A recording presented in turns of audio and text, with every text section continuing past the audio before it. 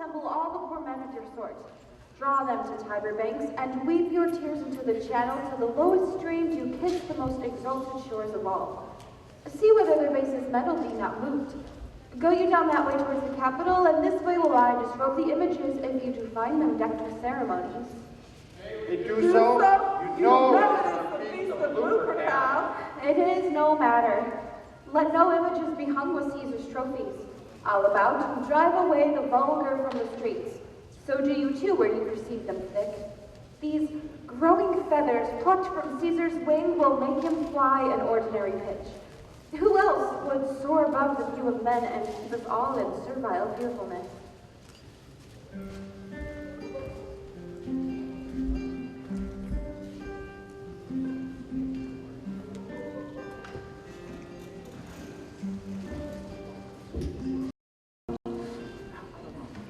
Calpurnia!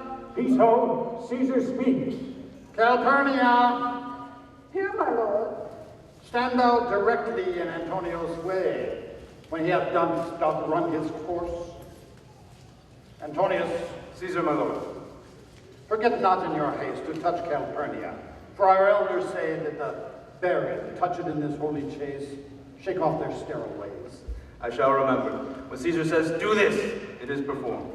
Set on, and leave no ceremony out. Ah? Who calls? Bid every noise be still, peace yet again. Who is it in the press that calls on me? I hear a tongue shriller than all the music cry, Caesar! Speak. Caesar's turn to hear. Beware the eyes of March. Who is that man? A soothsayer bid you beware the Ides of March. Set him before me. Let me see his face. Fellow, come from the throng. Look upon Caesar. What wouldst thou sayest to me now? Speak once again. Beware the eyes of March. Ah, he is a dreamer. Let us leave him. Pass.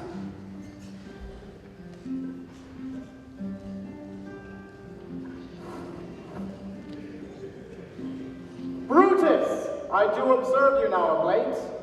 I have not from your eyes that gentleness and show of love as I was wont to have. You bear too stubborn and too strange a hand over your friend that loves you. Cassius, be not deceived. If I have veiled my look, I turn the trouble of my countenance merely upon myself. Vexed I am with passions of some difference, conceptions only proper to myself, which gives some soil, perhaps, to my behaviors. But let not, therefore, my good friends be Then Brutus, I have much mistook your passion, by means whereof this breast of mine hath buried thoughts of great value, worthy cogitations. Tell me, good Brutus, can you see your face? No, Cassius, for the eye sees not itself, but by reflection by some other thing. 'Tis just. And it is very much lamented, Brutus, that you have no such mirrors as will turn your hidden worthiness into your eye, that you might see your shadow. Into what dangers would you lead me, Cassius, that you would have me seek unto myself for that which is not in me? Therefore, good Brutus, be prepared to hear. And since you know you cannot see yourself so well as by reflection, I, your glass, will modestly discover to yourself that of yourself which you know yet not of. What means this shouting? I do fear the people choose Caesar for their king. Aye, do you fear it? Then must I think you would not have it so. I would not, Cassius, yet I love him well. Wherefore do you hold me here so long? What is it that you would impart to me? Set honor in one eye and death in the other, and I will look on both indifferently. Let the gods so speed me as I do love the name of honor, more than I fear death. I know that virtue to be in you, Brutus, as well as I do know your outward favor. Ye gods, it doth amaze me. A Caesar of such feeble temper should so get the start of the majestic world and bear the palm alone. Another general shout. You think these applauses are for some new honors that are heaped on Caesar? Why, man, he doth bestride the narrow world like a colossus, and we petty men walk under his huge legs and peep about to find ourselves dishonorable graves. Men at some time are masters of their fates. The fault, dear Brutus, is not in our stars, but in ourselves that we are underlings. There was a Brutus once that would have brooked the eternal devil to keep his state in Rome as easily as a king. That you do lovely. I am nothing jealous. I will consider what you have to say, and hear with patience, find a time both to meet, to hear and answer such items. I am glad that my weak words have struck but thus much show of fire from Brutus. The games are done. Caesar's returning looking Cassius. The angry spot doth glow on Caesar's brow. All the rest look like a chidden train. Calpurnius' cheek is pale. And Cicero looks with such fair and such fiery eyes as we had seen him in the Capitol, being crossed in conference by some Senate orders. Antonius, Caesar. let me have men about me that are fat, sleek-headed men, such as sleep at nights. Yon Cassius has a lean and hungry look. He thinks too much. Such men are dangerous. Fear him not, Caesar. He is not dangerous. He is a noble Roman and well given. Would that he were fatter, but I fear him not. No, if my name were liable to fear, I do not know the name of a person I should avoid so soon as that spare Cassius. He reads too much. He is a great observer, and he looks quite through the deeds of men. Such men as he are never at heart's ease, whilst they behold a greater than themselves. Therefore are they very dangerous. And so it is. For this time I will leave you. Tomorrow, if you please to speak with me, I'll come home to you. Or if you will, come home to me and I will wait for you. I will do so. Till then, think of the world. Well, Brutus, thou art noble, yet I see thy honorable metal may be wrought from that it is disposed. Therefore it is meet that noble minds keep ever with their likes. For who so firm that cannot be seduced? Caesar doth bear me hard, but he loves Brutus. If I were Brutus now and he were Cassius, he should not humor me. I will this night in several hands in at his windows throw, as if they came from several citizens, writings all tending to the great opinion that Rome holds of his name, wherein obscurely Caesar's ambition shall be glanced at. And after this, let Caesar seat him sure, for we will shake him, or worse days endure. Who's there? A Roman. Cicero, by your voice. Your ear is good, Cassius. What Pleasing night to honest men. whoever knew the heavens menace so? Those who have known the earth so full of thoughts. For my part, I have walked about the streets, submitting myself unto the perilous night, and thus unbraced, Cicero, as you see, have bared my bosom to the thunderstone. But wherefore did you so much tempt the heavens? It is the part of men to fear and tremble when the most mighty gods by tokens send such dreadful heralds to astonish us. You are dull, Cicero, and those sparks of life that should be in a Roman you do want, or else you use not. Now could I, Cicero, name to thee a man most like this dreadful night, that thunders, lightens, opens graves, and roars as doth the lion in the Capitol. A man no mightier than thyself or me in personal action, yet prodigious grown, and fearful as these strange eruptions are. 'Tis Caesar that you mean, is it not, Cassius? Let it be who it is, for Romans now have thews and limbs like to their ancestors. Indeed, they say the senators tomorrow mean to establish Caesar as a king. I know where I will wear this dagger then. Cassius from bondage will deliver Cassius. That part of tyranny that I do bear I can shake off at pleasure. So can I. So every bondsman in his own hand bears the power to cancel his captivity. And why should Caesar be a tyrant then? Poor man. I know he would not be a wolf, but that he sees the Romans are but sheep. Be factious for redress of all these griefs, and I will set this foot of mine as far as we goes farthest. There's a bargain made. Now, know you, Cicero, I have moved already some certain of the noblest minded Romans to undergo with me an enterprise of honorable, dangerous consequence. And I do know by this they stay for me in Pompey's porch. For now, this fearful night, there is no stir or walking in the streets, and the complexion of the element in favors like the work we have in hand, most bloody, fiery. Come, Cicero, you and I will yet ere day see Brutus at his house. 3 parts of him is ours already, and the man entire upon the next encounter yields him ours. Oh, he sits high in all the people's hearts, and that which would appear offense in us, his countenance like witch's alchemy will change to virtue and to worthiness. Let us go, for it is after midnight, and ere day we will awake him and be sure of him.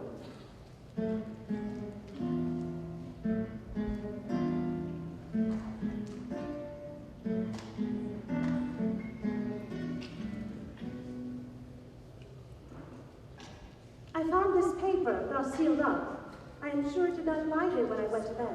Get you to bed again. It's not day.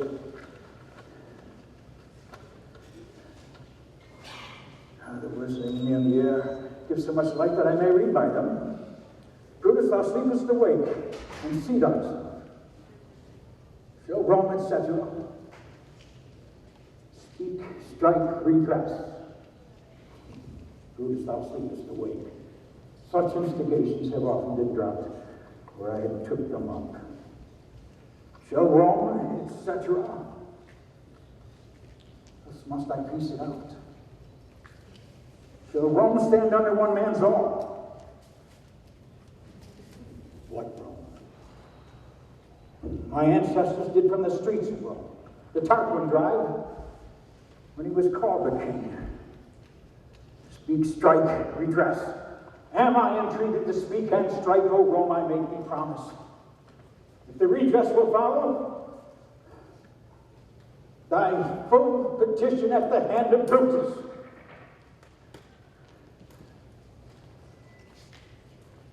Portia, what mean you? Wherefore rise you now? It's not for your health thus to show your weak condition to this raw, cold morning. There are men at the gate, sir. I will wake Mistress Portia.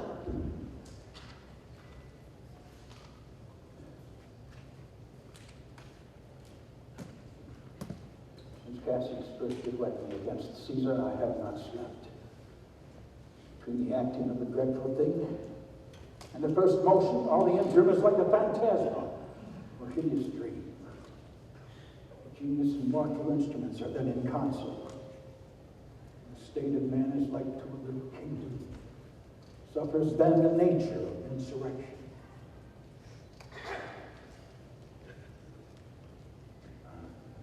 Let them enter. They are the passion.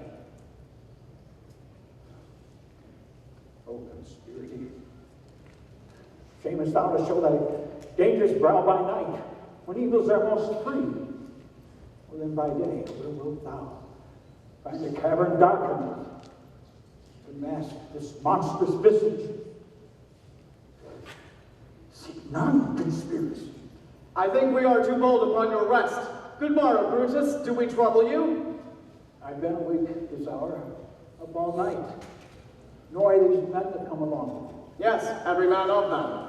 And no one here but honors you. And everyone doth wish you had but that opinion of yourself which every noble Roman bears of you. Give me their hands one by one all over. And let us swear our resolution. No, not an oath. If not the face of men, the sufferance of our souls, the time's abuse, as I'm sure they do bear fire enough to kindle confidence, and to steel with valor, to think that our cause of our performance did need an oath when every drop of blood that every Roman bears, and nobly bears, is guilty of a several bastardy if he do break the smallest part when he promised that it passed. But what of Publius? Shall we sound him? I think he will stand very strong with us. He did not. Let us not break with him, for he will never follow anything that other men began. Shall no man else be touched, but only Caesar? Metellus, well urged. I think it is not meet Antony, so well beloved of Caesar, should outlive Caesar. Let Antony and Caesar fall together. Our course would seem to bloody passes, to cut off the head and then hack the limbs. Let us be sacrifices, but not butchers. Kill him boldly, but not rapidly. And that our hearts, as gentle masters do, stir up their servants to an act of rage. And for Antony, do not hinder him, for he can do no more when Caesar's arm is off and his head is off. Yet I fear him, for in the engrafted love he bears to Caesar. Dear passage, think not of him. If he loves Caesar, all he can do is to himself. Take thought and die for Caesar, and that were what he should, because he is given to sport and wildness and run comfort. Peace count the clock. The clock has stricken 3. It is time to part. But it is doubtful yet whether Caesar will come forth today or no, for he is superstitious, grown of late, quite from the main opinion he held once of fantasy, of dreams and ceremonies. It may be these apparent prodigies, the unaccustomed terror of this night, and the persuasion of his augurers may hold him from the capital today. Never fear that. If he be so resolved, I can persuade him. Let me work, for I will give his humor the true bent, and I will bring him to the capital. Nay, all of us will be there to fetch him. On the 8th hour be that the uttermost, and fill none. The morning comes upon us. We'll leave you, Brutus. But friends, disperse yourselves, and all remember what you have said, and show yourselves true Romans.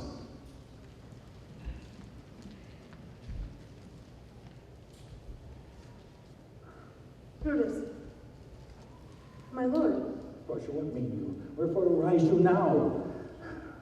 Not for your health thus to commit your weak condition to this raw cold morning. Nor for yours neither. You've ungently, Brutus, stole from my bed. And yesternight at supper you suddenly rose and walked about, musing and sighing with your arms across. And when I asked you what the matter was, you gazed upon me with ungentle looks. It will not let you eat, nor talk, nor sleep. And had it worked so much upon your shape as it had prevailed upon your condition, I would not know you, Brutus. Dear my lord, make me acquainted with your cause of grief. I am not well in health, and that is all. Brutus is wise, and were he not in health, he would embrace the means to come by it. Why, so I do. Brutus, Portia, go to bed. Is Brutus sick? And is it physical that he should walk unbraced and suck up the humors of the dank morning? No, my Brutus. You have some sick offense within your mind, which by the right and virtue of my place I ought to know of. On my knees I charge you, by all our vows of love, that you unfold to me yourself, your half, why you are heavy, and which men this night have had resort to you, for here have been some 3 or 4 that did hide their faces, even from darkness. Kneel not, gentle Portia. I should not need if you were gentle, Brutus. Tell me, Brutus, is it accepted I should know no secrets that appertain to you? Am I to keep with you at meals, comfort your bed, talk to you sometimes? Dwell I but in the suburbs of your good pleasure? If it be no more, Portia is Brutus' harlot, not his wife. You are my dear and honorable wife, as dear to me as are the ruddy drops that visit my sad heart. If that were true, I would know this secret. I grant I am a woman, but with all a woman Lord Brutus took to wife. I grant I am a woman, but with all a woman well reputed, Cato's daughter. Think you I am no stronger than my sex, being so fathered and so husbanded? Tell me your counsels. I will not disclose them. I have made strong proof of my constancy, giving myself a voluntary wound here in the thigh. Can I bear that with patience and not my husband's secrets? Oh, ye gods, render me worthy to this noble wife. Portia, thy bosom shall partake the secrets of my heart. All my engagements I will construe to thee, all the character of my sad brow.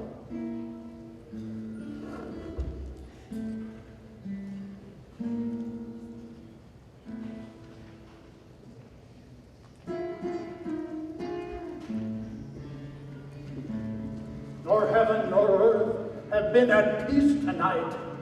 Thrice hath Calpurnia cried out in her sleep, "Help, oh, they murder Caesar!" Who's within? Caesar, think you to walk forth? You shall not stir out of your house today. Caesar shall forth. The things that threaten me ne'er look but on my back. When they shall see the face of Caesar, they are vanished. Caesar, I never stood on ceremonies, yet now they fright me. There is one within, recounts most horrid sights seen by the watch. A lioness has whelped in the streets, and graves have yawned and yielded up their dead. Fierce fiery warriors fought upon the clouds in ranks and squadrons, in right form of war, which drizzled blood upon the noise of battle heard in the air. Horses did neigh, and dying men did groan, and ghosts did shriek and squeal about the streets. So, Caesar, these things are beyond all use, and I do fear them. Yet Caesar shall go forth. These predictions are to the world in general as to Caesar. When beggars die, there are no comets seen. The heavens themselves blaze forth the death of princes. Cowards died many times before their deaths. The valiant taste of death but once. Of all the wonders that I yet have heard, it seems to me most strange that men should fear, seeing that death, the necessary end, will come when it will become. No, Caesar should be a beast at heart if he should stay at home today for fear. I will not. Danger knows that full well that Caesar is more dangerous than he. We are two lions littered on the same day, and I the elder and more terrible, and Caesar shall go forth. Please, let me prevail in this. Here is Theseus. He shall tell them so. Caesar, all hail. Good morrow, worthy Caesar. I come to fetch you to the Senate House. And you have come at a very happy time to bear my greetings to the senators and tell them that I will not come today. I will not come today. Tell them so, Theseus. Say he is sick. Most mighty Caesar, let me know some other cause, lest I be laughed at when I tell them so. The cause is in my will. I will not come. That is enough to satisfy the senators. But for your personal satisfaction, because I love you, let me tell you that Calpurnia here, my wife, has stayed me at home. She hath dreamt tonight that she saw my statue, like a fountain with 100 spouts, run pure with blood, and many lusty Romans did come smiling and didst bathe their hands in it, and for these she did apply them as warnings and portents and evils imminent. This dream is all amiss interpreted. It was a vision fair and fortunate.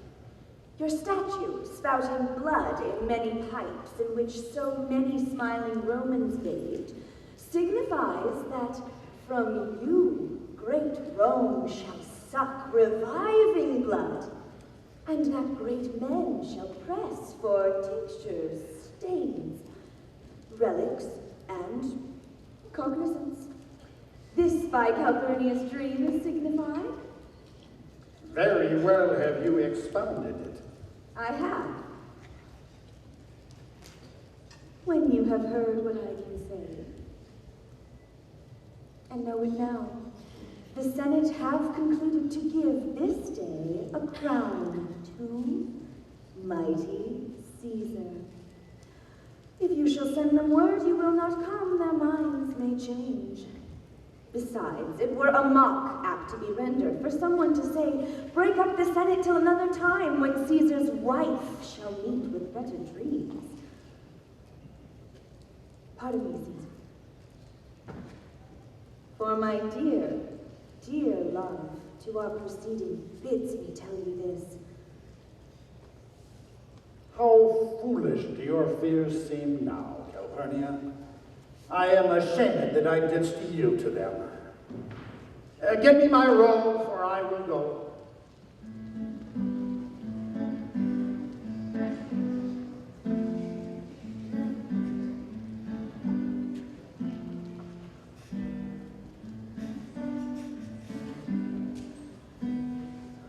Caesar, beware of Brutus.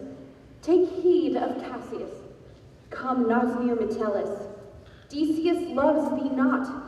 There is but one mind in all these men, and it is bent against Caesar. If thou beest not immortal, look about you. Security gives way to conspiracy. The mighty gods defend thee, thy lover, Artemidorus. Here will I stand till Caesar pass along, and as a suitor will I give him this. My heart laments that virtue cannot live out of the teeth of emulation. Thou read this, O Caesar, thou mayest live. If not, the fates with traitors do contrive. Is Caesar yet gone to the capital? Madam, not yet. I go to take my stand to see him pass on to the capital. Thou hast some suit to Caesar, hast thou not? That I have, lady. If it will please Caesar to be so good to Caesar as to hear me, I shall beseech him to befriend himself. Why? Knowest thou harm intended towards him? None that I know will be, much that I fear may chance. Good morrow to you. Here the street is narrow. The throng that follows Caesar at the heels of senators and praetors, common suitors, will crowd a feeble man almost to death. I'll get me no place for a boy, and there speak to great Caesar as he comes along. I must go in. Oh me, how weak a thing the heart of woman is. Oh, my Brutus, the heavens speed thee in that enterprise, and send me word what he doth say to thee.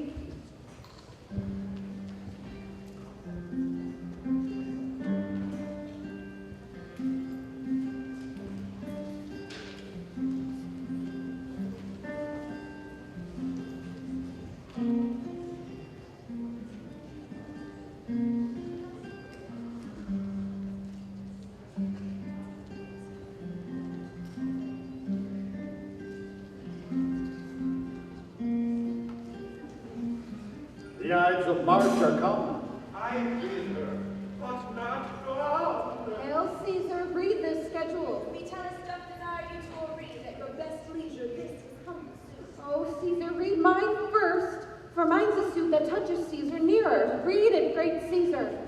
The things that touches us shall be last served. Delay not, Caesar, read it instantly. What is the fellow mad? Sirrah, in place!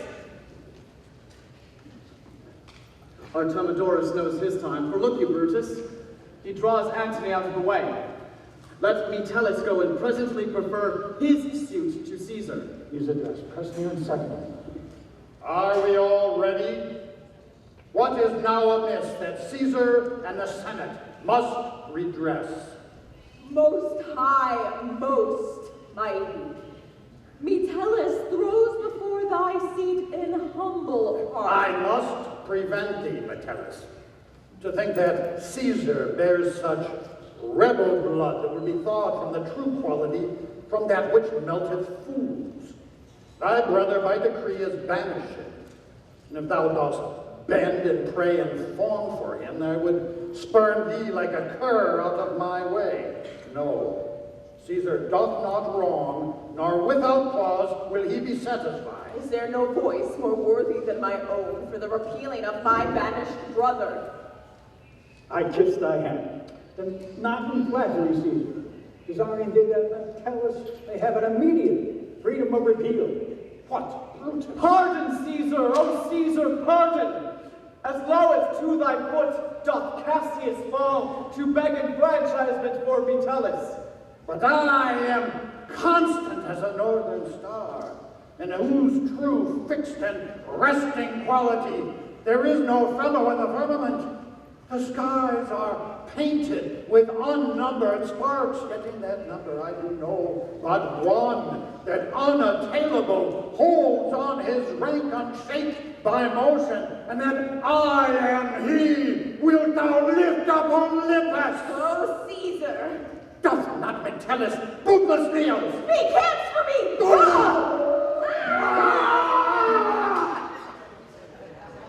Et tu, Brute? Oh, that falls. Liberty! Freedom! Tyranny is dead! Run hence, proclaim, and cry it about the streets! Some to the common pulpits and cry out, freedom, liberty, and enfranchisement! People and senators, be not affrighted, fly not, stand stiff. Ambition's debt is paid. Let's all cry, peace, freedom, and liberty! How many times shall Caesar bleed in sport? Yet now on Pompey's basis lies alone no worthier than the dust. So oft as that shall be, so often shall the not of us be called the men who gave their country liberty. Brutus shall lead, and we will grace his heels with the most boldest and best heart of Rome! Rome! So, who comes here? Welcome, Anthony. Oh, mighty Caesar, dost thou lie so low? Are all thy conquests, glory, triumph, spoils shrunk to this little measure? Fare thee well. Your voice shall be as strong as any man's in the disposing of you dignities. Only be patient till we have appeased the multitudes, besides themselves with fear. And we would deliver you the cause why I did love Caesar when I struck him, and thus proceeded. I doubt not of your wisdom. Let each man render me his bloody hand.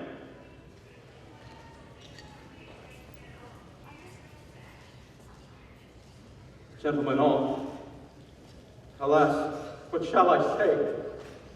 My credit now stands on such slippery ground that one of two bad ways you must conceit me. Either a coward or a flatterer. Pardon me, Caesar. Here wouldst thou bathe, brave heart. Here didst thou fall, and here thy hunters stand. Signed in thy spoil, and crimson in thy leaf. Antony, I blame you not for praising Caesar so, but what compact mean you to have with us? Will you be pricked in number of our friends, or shall we on and not depend on you? Therefore I took your hands, but was indeed swayed from the point by looking down on Caesar. Friends, am I with you all, and love you all. Upon this hope that you shall give me reasons why and wherein Caesar was dangerous. Our reasons are so full of good regard, if that were you, Antony, the son of Caesar, you should be satisfied. That's all I see. And in the pen, speak in the order of his funeral. You shall. Brutus, a word with you know not what you do. By your pardon, I will myself into the pulpit first, and say the reasons of our Caesar's death. When Antony shall speak, I will protest that he speaks by leave and by, and that we are contented that Caesar shall have all true rights and lawful ceremonies, that shall advantage more than do us wrong. I know not what may fall. I like it not. Antony, here, take you Caesar's body. You shall not, during your funeral speech, blame us, but speak all good you can devise us. Say you do it by our permission. Be it so. I do desire no more. Prepare the body then and follow us.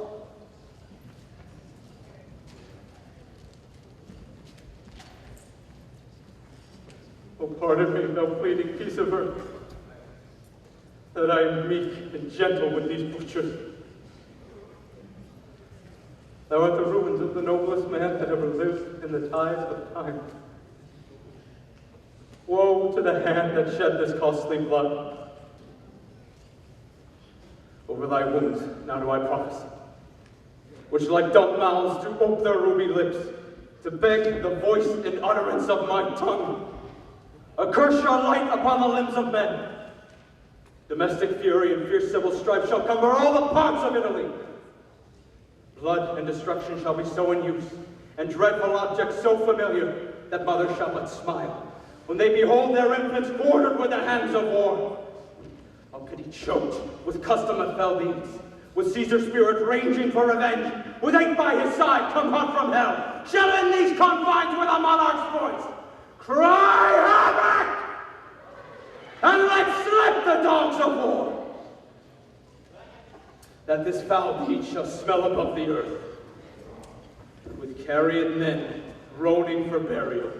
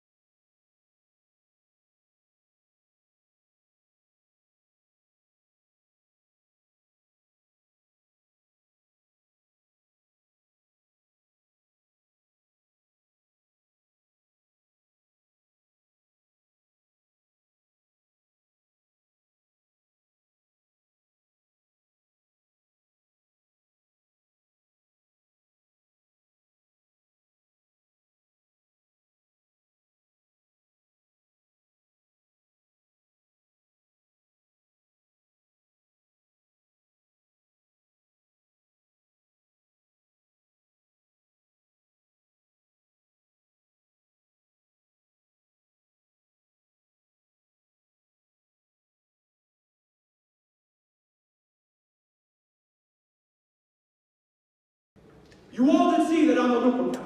I thrice presented him with a kingly crown, which he did thrice refuse.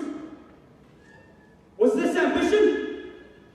Yet Brutus says he was ambitious, and sure, he is an honorable man. I speak not to disprove what Brutus spoke, but here I am to speak what I do know.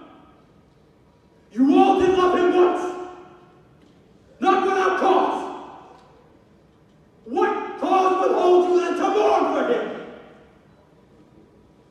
Oh, judgment, thou art fled to brutish beasts, and men have lost their reason.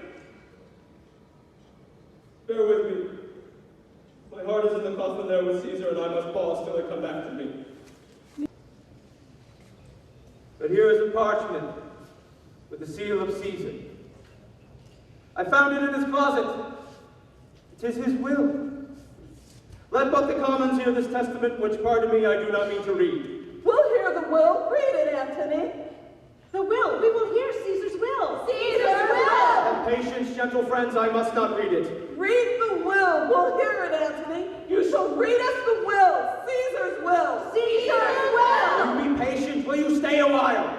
I fear I wrong the honorable men whose daggers have stabbed Caesar. I do fear it. They were traitors, honorable men. The will, the testament. The will. Read us the will. The will. Read the will!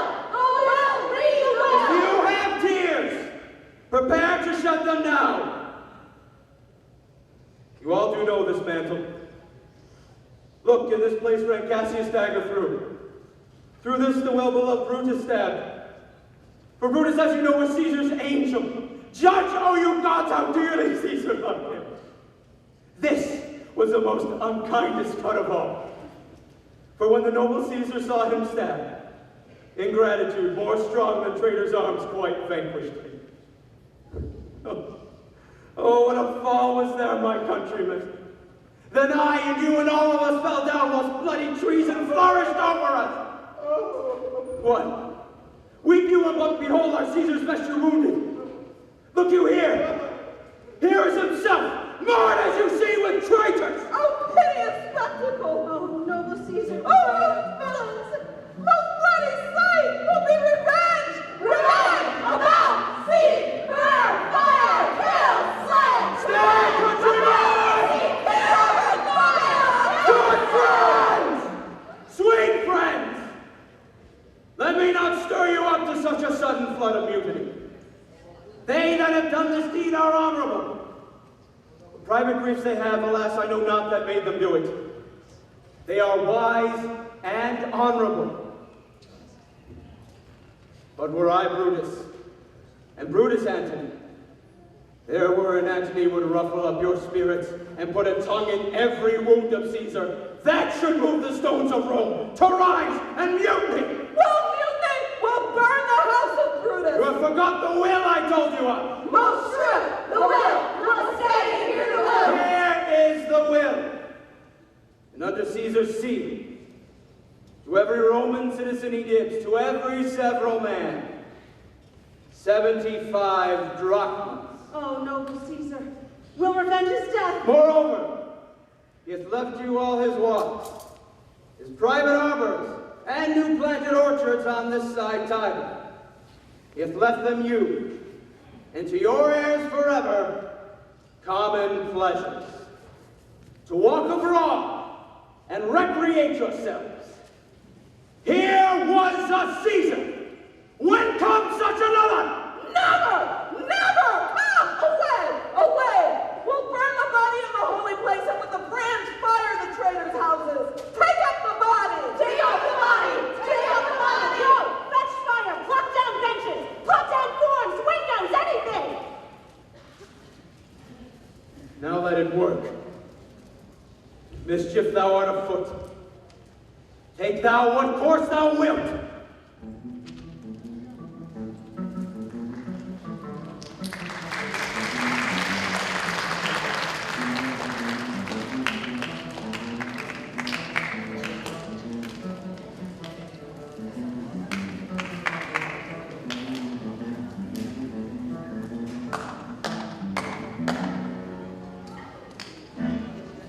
These many then shall die. Their names are pricked Yes, look at the spot again. I've sent letters to Caesar's house to fetch the William. So we determine how to cut off the charge in legacy. He's a slight, unmeritable man. Need to be sent on errands. Is it fit, the threefold world divided, he should stand one of the three to share it? I must do so, for we are at the stake and made about with many enemies.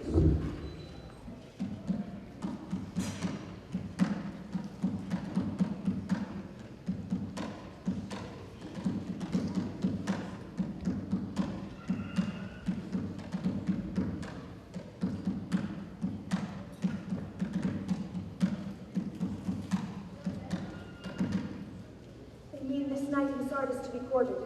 The greater part, the horse and general, are come with Cassius. He's arrived. March gently on him.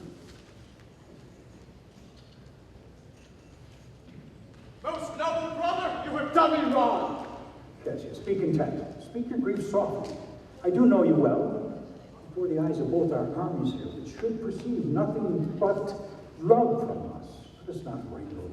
Bid them move away, then in my tent, Cassius. Enlarge your griefs, and I will give you more tips. That you have wronged me doth appear in this. You have condemned and noted Lucius Pella for taking bribes here of the Sardians, wherein my letters praying on his side because I knew the man were slighted off. You wronged yourself to write such a case. Did not great Caesar bleed for justice' sake? What villain touched his body that did stab, but not for justice? I'll show one of us that's struck the foremost man in all this world. But for supporting robbers, shall we now contaminate our fingers with base bribes? And steal away this mighty armor of our glory? I'd rather be a dog and bay the moon and such, and a Roman. Brutus, bay not me, I'll not endure it. You forget yourself to hedge me in. I am a soldier, I, abler than yourself to make conditions. Ye gods, oh ye gods, must I endure all this? You say you are a better soldier. Let it appear so. Make your vaunting true, and it shall please me well. For mine own part, I should be glad to learn of noblemen. Do not presume too much upon my love. I may do that, I shall be sorry for. You have done that, you should be sorry for. I did send to you for certain sums of money, which you denied me. I did send to you for gold to pay my legions, which you denied me. Was that done by Cassius? I did not! He was but the fool who brought my answer back. Brutus hath rived my heart. A friend should bear his friend's infirmities, but Brutus makes mine greater than they are. I do not. So you practice them on me. Oh, come, Antony and Octavius, come. Revenge yourselves alone on Cassius, for Cassius is aweary of the world, hated by one he loves, braved by his brother. Oh, I could weep my spirit from mine eyes. Here is my dagger, and here my naked breast. If that thou beest the Roman, take it forth. I, that denied thee gold, will give my heart. Strike as thou didst at Caesar, for I know when thou didst hate him worse, thou loved him better than ever thou loved Cassius. Sheathe your dagger. When I spoke, I was ill-tempered too. Do you confess so much? Give me your hand. And my heart too. Oh, Brutus. What's the matter? Have not you love enough to bear with me when that rash humor which my mother gave me makes me forgetful? Yes, and henceforth, when Brutus is over earnest with his... he shall think your mother chides and leave you sorry. I did not think you could have been so angry. Cassius, I am sick of many griefs. Portia is dead. Portia? She is dead. How escaped I killing when I crossed you so? Oh, insupportable and touching loss. Upon what sickness? impatient of my absence, and grief that Octavius with Antony had made themselves so strong. For with her death the tidings came. With this she fell distracted, and her attendants absent, swallowed fire. Oh, ye immortal gods! Messella, I have here received letters from Octavius and Antony come down upon us with a mighty power, bending their expedition toward Philippi. Myself have letters of that self-same tenor, that by prescription and bills of outlawry, Octavius, Antony, and Lepidus have put to death 100 senators. There are letters from Sue as well. Mine speak of 70 senators that died by their prescription, Cicero being one. Cicero, one? Cicero is dead.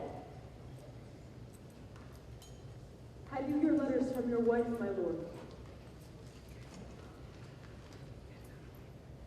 Then like a Roman bear, the truth I tell. For certain she is dead, and by strange manner. My farewell, Portia. We must die, Marcella. We meditated that she must die once. I have the endurance to endure it now. Even so, great men, great losses should endure.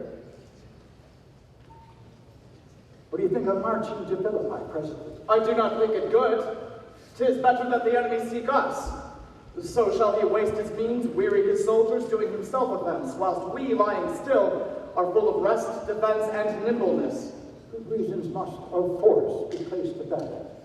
The people twixt Philippi and this ground do stand but in a forced affection, from which advantage shall we cut him off, if at Philippi we do face him there, these people at our back. Hear me, good brother. Our legions are brimful. Our cause is right. The enemy increases every day. We at the height are ready to decline. There is a tide in the affairs of men, that when taken at the flood, leads on to fortune. Omitted, all the voyage in their life is bound in shadows and in miseries. On such a full sea are we now afloat, and we must take the current when it serves, or lose our venture. Then, with your will, go on. We'll along ourselves and meet them at Philippi. The deep of night is crept upon our talks. Nature must obey necessity. Farewell.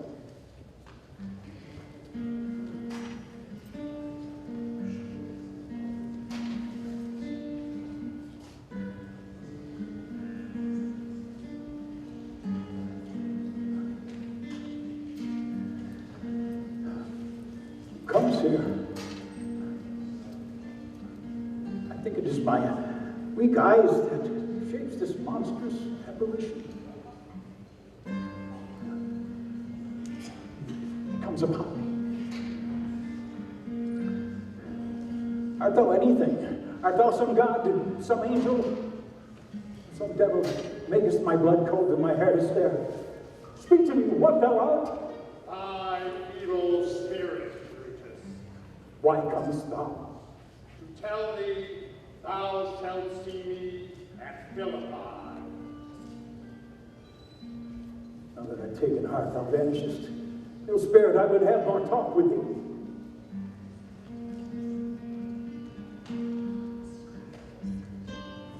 Now, Antony, our hopes are do not come down, but keep the hills and upper regions. It proves not so. Their battles are at hand. They mean to warn us here at Philippi, answering before we do demand of them. I am in their bosom, and I know wherefore they do it. They could be content to visit other places and come down with fearful bravery, thinking by this face to fasten in our thoughts that they have courage. The enemy comes on in gallant show. The bloody sign of battle is hung out, and something to be done immediately.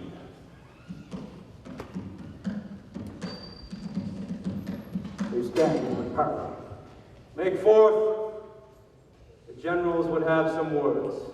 Words before blows, is it so, country? Not that we love words better as you do. Good words are better than bad strokes, Octavius. In your bad strokes, Brutus, you give good words. Witness the hole you made in Caesar's heart, crying, "Long live, hail Caesar!" You showed your teeth like apes, and fawned like hounds, and bowed like bondmen, kissing Caesar's feet. Now, Brutus, thank yourself. This tongue had not offended so today if Cassius might have ruled. Come, the cause. If arguing makes us sweat, the proof of it will turn. Look. I draw a sword against conspirators. The sword was up again. Never till Caesar's wounds be well avenged, or till another have added slaughter to the sword of traitors. Octavius, thou canst not die by brings them with thee. So I hope. I was not born to die on Brutus's sword. Oh, if thou were the noblest of thy strain, thou couldst not die more honorably. A peevish schoolboy, worthless of such honor, joined with a masker and a reveler. Old Cassius still. Come, Antony, away! Defiant traitors, hurl we in your teeth. If you dare fight today, come to the field. If not, when you have stomachs. Then, if we lose this battle, that you are contented to be led in triumph through the streets of Rome? Cassius, no, think not that. Thou noble Roman, that ever Brutus will go bound to Rome. He bears too great a mind. But the same day must end that work, the Ides of March begun. Whether we shall meet again, I know not. Therefore, my everlasting farewell take. Forever and ever, farewell, Cassius. If we do meet again, why with smile. If not, why then this parting was well.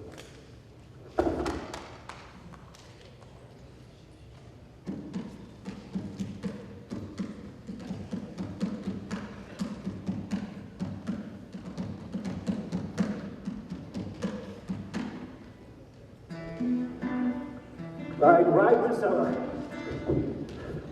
Give these bills unto the legions on the other side. Let them set on at once. I do perceive but cold demeanor in Octavius' wing, and a sudden push gives them overthrow. Ride, Priscilla. Let them all come down.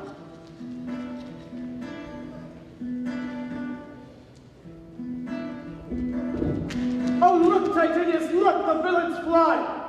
Myself am to mine own turned enemy. This ensign here of mine was turning back. I slew the coward and to take it from him. Oh, Cassius, Brutus gave the word too early, who having some advantage on Octavius took it too eagerly. His soldiers fell to spoil whilst we by Anthony are all enclosed. Fly further off, my lord! Fly further off! Antony is in your tent, my lord. This hill is far enough. Look you, Titinius, are those the tents where I perceive the fire? They are, my lord. Go, Pindarus. Get higher on that hill. My sight was ever thick. Regard Titinius and tell me what thou knowest about the field.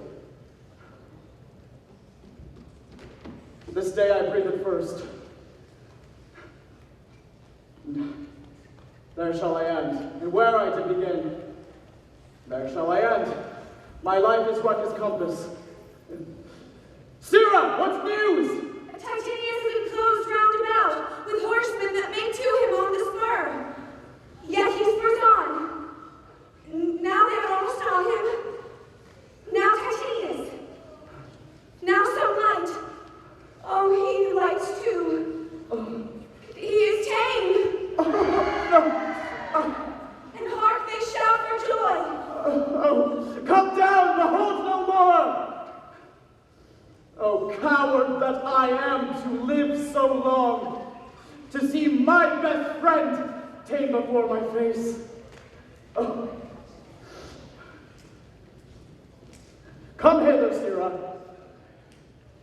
In Parthia did I take thee prisoner, and then I swore thee, saving of thy life, that whatsoever I did bid thee do, thou shouldst attempt it. Come now, keep thine oath, and with this good sword which ran through Caesar's bowels, search this bosom. Stand not to answer, and when my face is covered, as 'tis now, guide thou the sword.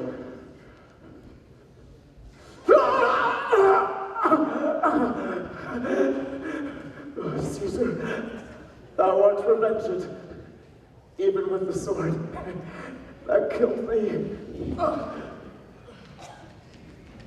Is not that he that lies upon the ground? No, this was Messala. But Cassius is no more. Oh, setting sun, as in thy red rays thou dost sink tonight, so in his red blood Cassius' day is set. The sun of Rome is set. Clouds, dews, and dangers come, our deeds are done. Mistrust of my success hath done this deed. Seek him, Titinius, whilst I go meet the noble Brutus thrusting this report into his ears. I may say thrusting it, for piercing steel and darts and venom shall be as welcome to the ears of Brutus as tidings of this sight. Hie you, Messala, and I will seek for Pindrus the while. Why didst thou send me forth, brave Cassius? But hold thee. Take thee this garland on thy brow. Thy Brutus bid me give it thee, and I will do his bidding. Brutus, come apace, and see how I regard Cassius. By your leave, gods, this is a Roman's part. Come, Cassius' sword, and find Titinius' heart.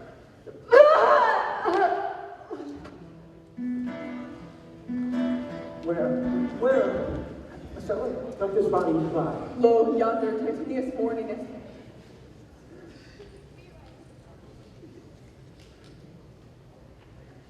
Titinius' face is up. He is slain. Caesar, thou art mighty yet. Thy spirit walks abroad and turns our swords in our own entrails.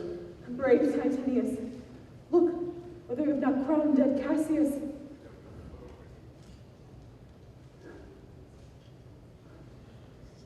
Are yet two Romans with such as these? Last of all the Romans, fare thee well. 'Tis 3 o'clock. Romans yet ere night, we shall try fortune in a second fight.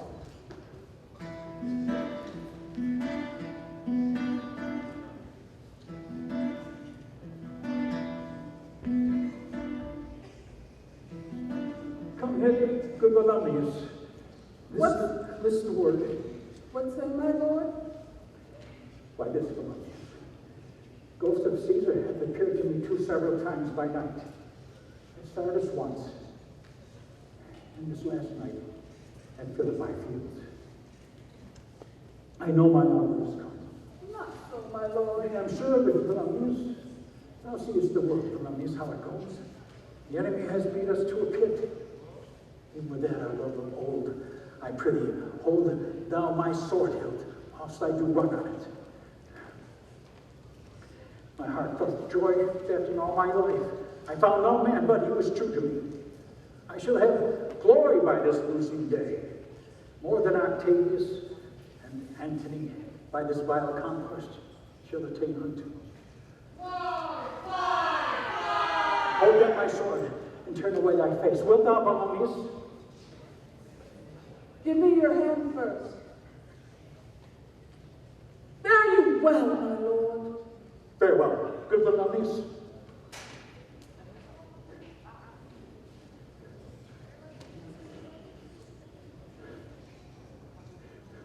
Ah! Oh.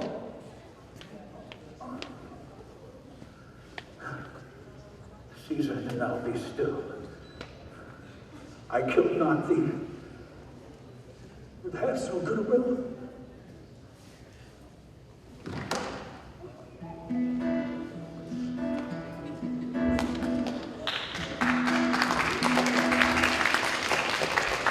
What man is that? My master again, Volumnius, where is thy master? Free from the bond you were in, Messala. The conquerors can but make a fire of it. How died my master, Volumnius? I held the sword, and he did run on it. This was the noblest Roman of them all. All the conspirators, save only he, did that they did in envy of great Caesar.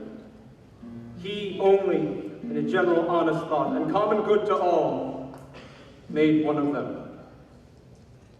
His life was gentle, and the elements so mixed in him that nature might stand up and say to all the world, this was a man.